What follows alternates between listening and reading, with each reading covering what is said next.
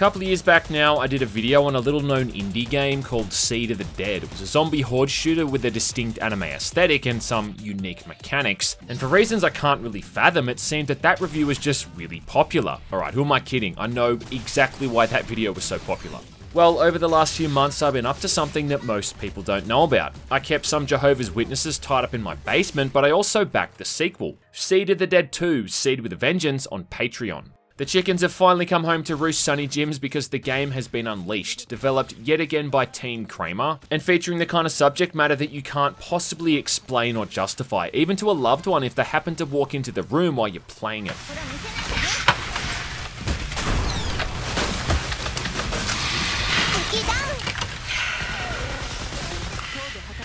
This is beautiful. And it's definitely one of the most unique shooters to come out in 2021. I mean, how many games, for instance, can say that they've got an NTR warning? So why don't I do my best to see if I can catch lightning in a bottle twice and take a look at this thing then? What do you reckon? Right, so Seed of the Dead 2 opens like it's Metro 2033 or something, with all of these survivors trying to get into this underground refuge inside a subway station. Your character, who may or may not be related to Chad Thundercock from the first game, Rip, just shuffles into town amongst this giant crowd like he's Mad Max or something. So maybe we can call this guy Max Thundercock. I mean, that's actually a better name than Chad is anyway. Turns out this subway station's run by 3 young women, all returning from the first game, and over time their little outpost has grown in numbers, with the player now being one of the new additions. These 3 lovely young ladies are basically the leaders for this whole operation. You've got Hikari, Aya, and Kirara. You meet her when she's hanging out inside a dumpster for some reason, and I love too how they don't even bother to fix her animation, so her hair just clips right through her shoulders. Nice. Funnily enough too, as the smallest character in the game, she also goes around carrying the biggest weapon, a goddamn minigun that makes Vulcan Ravens look like a super soaker in comparison. One of the most realistic aspects to Seed of the Dead 2 though is how these girls just never stop talking. I mean, holy shit man, the amount of dialogue in this is just insane. What's also kind of odd is how, apart from Max and these main characters, everyone else in the game here looks human, well, more human anyway. I mean, I don't know what's going on with this lady's eyes, for instance, and old mate at the front door here's got jawbones so defined he could probably use them to slice ham. But there is a massive artistic difference between how these random NPCs look and then the main characters, who all just kind of look like stereotypical anime people. It sticks out so much to me watching them all walk around. It reminds me a lot of that scene in E.T. when Elliot's sister dresses E.T. up in human clothes. Oh, God! There's actually a whole heap to be done here back at the base too, because now in between missions you can spend points earned on player upgrades. You can donate materials to this asshole to upgrade the base, which adds in new facilities like one of the filthiest looking toilets of all time, and even an armory where you can in theory practice with weapons at a firing range, though when I reloaded the game for some reason to test this out, the whole thing had vanished, and instead I fell into this dark empty void like the one in my soul.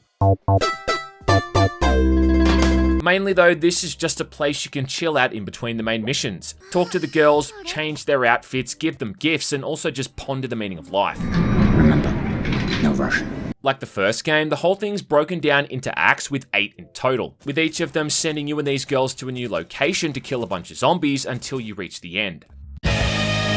Along with keeping the group coordinated and on their feet through the power of your healing wang. Yeah, you see, Seed of the Dead has a pretty unique healing mechanic. Whenever any of these girls are injured, you simply pull out the tackle and go to town, fixing their wounds and tattered clothes through the regenerative powers of your pixelated boner. And it's funny for all of 5 seconds until you realise just how annoying it is, and after that you'll just wish they had actual medkits instead. Now in the default difficulty and even hard mode, this isn't a very challenging game.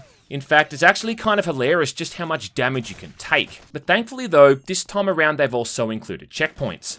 And it seems the only way you can actually fail is if one of these girls gets cucked by the enemies, and I'm not making that up. Fuck you! But if I told you that that was all that was sexual about the game, well, then you'd probably think that things were pretty tame, right? Well, wrong. You see, if you choose to patch this game to its uncensored version, you can expect to see the following themes. Sex toy use. Reverse anal as opposed to just normal anal. Cross-section view of internal organs. Sexually obscene language. Peeping, humiliation, bondage, cuckolding, blood and gore, dismemberment, corpse eating, stomach punching, Let me just take a minute to just catch my breath. Genital destruction. Skull fucking. Decapitation. Parasitic rape. Stomach bulging. Suction play and interspecies sex. Well, that escalated quickly.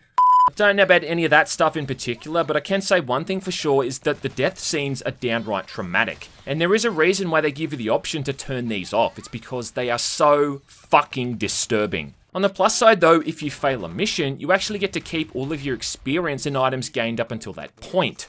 So yeah, that's something. Seed of the Dead 2 is also really even more of a Left 4 Dead clone than the first one was. You move to all of these various environments with these 3 other characters, all controlled by the AI, dealing with ambushes from the zombies and the occasional special zombie, which is able to incapacitate some of the girls. And yeah, when I say incapacitate, you know what I'm referring to. It's basically Left 4 Dead with molestation. They mostly just have some way of pinning the girls down or constricting them, and as big bad Max Thundercock, you're the only one who can save them. You even fight a tank-like zombie at one point who literally has a knob for a head, and can soak up a ton of damage before going down. And all of this probably would have been fine, but imagine if when you were playing Left 4 Dead, when someone got grabbed by a smoker or a hunter, the bots would just stand around and watch instead of actually helping. The first act is pretty standard stuff. You're moving through the city streets for a bit before then heading underground into the sewers, which shows off some unique visual effects. Yeah, like this water stream here. Why bother trying to make realistic looking water when you can just combine 2 polygons and add an animated texture to it? Bruh. Towards the end of the first act, there's a sequence where an alarm goes off and you've got to hunker down for a bit as zombies drop in from vents in the ceiling.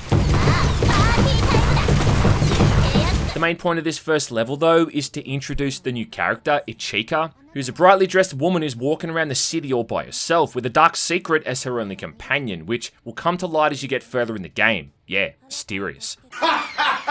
From this point on, you can only take 3 of the girls out for each mission, so at the beginning of each act, you have to make that difficult decision of which one you're going to leave behind. Is it going to be the tall cougar doctor with glasses and big boobs, or the flat-chested little psychopath that drags around a minigun and violently power fucks the player into submission? Can I have a minute to think about that? Surprise, motherfucker! Each girl's got their own stats, weapon, and special moves they pull off during combat, but it's really not going to make that much of a difference either way. They all sound like a chipmunk in heat and are about as useful at killing zombies as an RPG loaded with oven mitts. After this first act is done, you've got a pretty good gist of what the rest of the game's going to be like. Mostly just run around, shoot zombies for a bit, then backtrack in total bewilderment as one of the girls has been violated yet again and needs rescuing.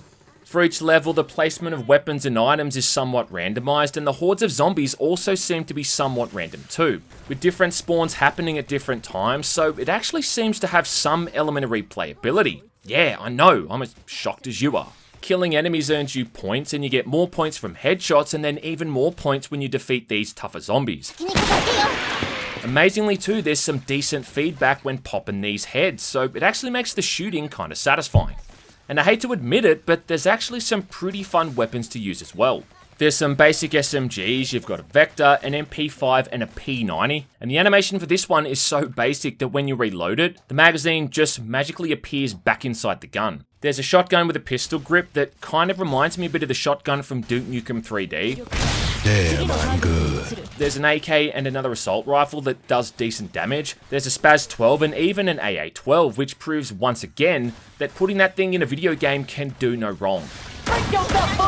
There's a sniper rifle which your character holds so oddly that it looks like his arm is deformed. And an SKS rifle with what might be one of the biggest red dot sights I've ever seen in any video game. That's a huge bitch! Melee weapons include a katana and a broadsword, which remind me even more of Left 4 Dead, as I was carving my way through a wall of approaching zombies.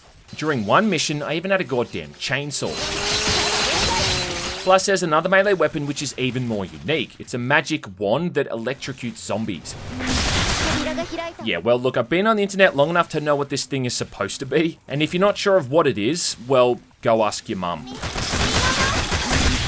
There's a flamethrower, a grenade launcher, and a pulse rifle, which is sadly only pulse rifle in name. This thing ain't gonna be shooting 10mm explosive tip caseless, let me put it that way. There's even a really good assault rifle that's got a thermal scope, and about all I'm missing out on when using this thing is the cold-blooded perk and a heartbeat sensor. Each of the acts usually has some kind of gimmicky event near the end to make it more than just mindlessly shooting the same asset library zombies over and over.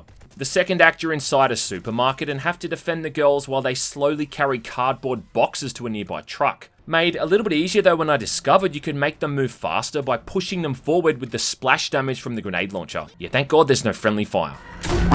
For the third act, you're on a moving train, with zombies jumping onto the carriage, somehow, and you've got to kill 100 or so of these things to finish the event. Holy shit! The fourth level, you're inside a school gymnasium waiting for a locked door to open, and for some reason, the girls take it upon themselves to hold a goddamn rock concert while they wait. I don't know, just to pass the time or something. Or maybe because someone who worked on this game played that one level in Left 4 Dead 2. Either way though, this attracts every zombie within a 5-mile radius, forcing you to deal with all of them. I mean, heaven forbid they put down those musical instruments and give me a hand. Or better yet, how about stop blaring out loud rock music which clearly agitates them and gets their attention. Where things just got outright lazy though was during the second last act inside a creepy mansion which happens to be the hidden entrance to an underground lab. And look, I mean, any good zombie game worth its salt has to end inside a secret laboratory.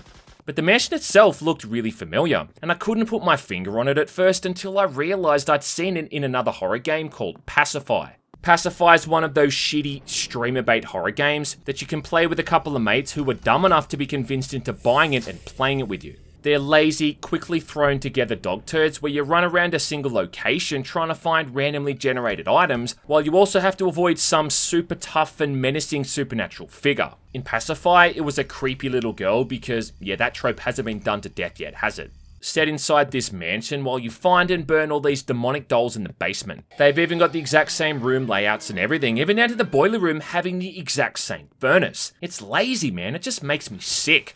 Make me sick! So, I don't really know if I should be more angry at the Seed of the Dead or the Pacified devs for this, but either way, the guy who designed that mansion and made it available for sale is the only real winner here. The main boss in the game looks like a scrotum in a trench coat, who, spoiler alert, happens to be the brother of one of the girls. What is that? And you fight this guy not once, but twice. Once when he's in his normal scrotum in a trench coat form, and then later on when he transforms into the stuff of absolute nightmares for the final fight. Make my monster growl!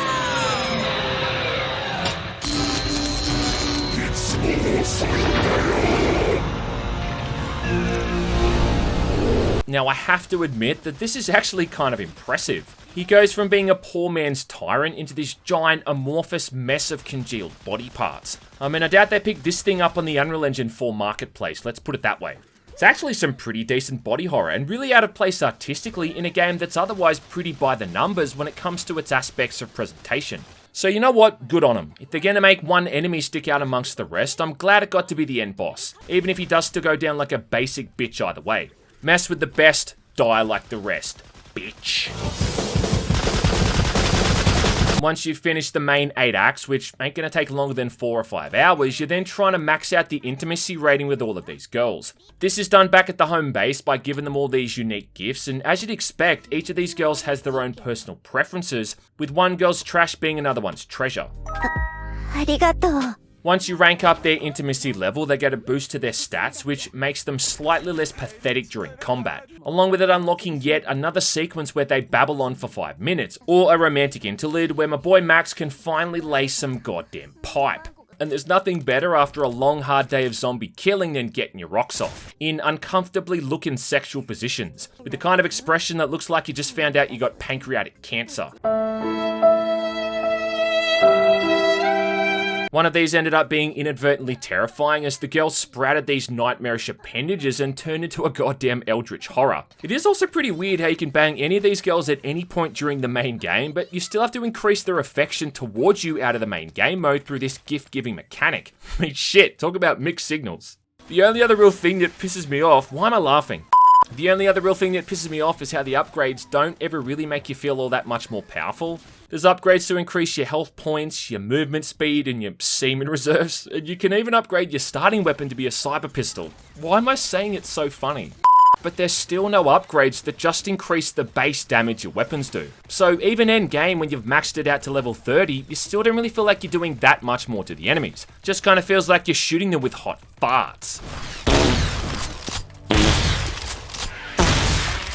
Things like being able to reload quicker is definitely an improvement, but the shooting just never really feels like it progresses. I know that complaining about the upgrades in a game where your teammates are little more than walking sex toys is kind of pathetic, but hey, that's the kind of person that I am, alright? I criticize shit like this in video games, because if I don't, who's gonna do it? Huh? You, Lieutenant Weinberg? I have a greater responsibility than you can possibly fathom. You have the luxury of not knowing what I know, that Seed of the Dead 2, while tragic, possibly saved lives. My existence, while grotesque and incomprehensible to you, saves lives.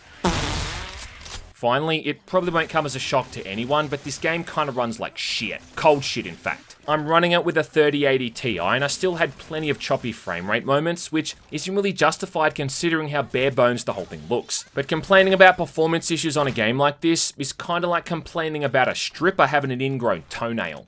Overall, Seed of the Dead 2 was exactly what I expected. I once again had to sell my soul and dignity to play and cover this thing, so I hope it was worth it. Gotcha, bitch! The Steam store page claims it lasts anywhere from 15 to 20 hours, but I really felt like I'd seen everything there was to do by the time I'd reached 8 or 9. Playing this game without the uncensored patch is like going onto a roller coaster with the blindfold on, and while it doesn't do a great job at the adult side of things or even the zombie shooting side of things either, it'll at least be a fun distraction while you wait for something with more substance to actually come out. Now, please excuse me while I go and take a shower.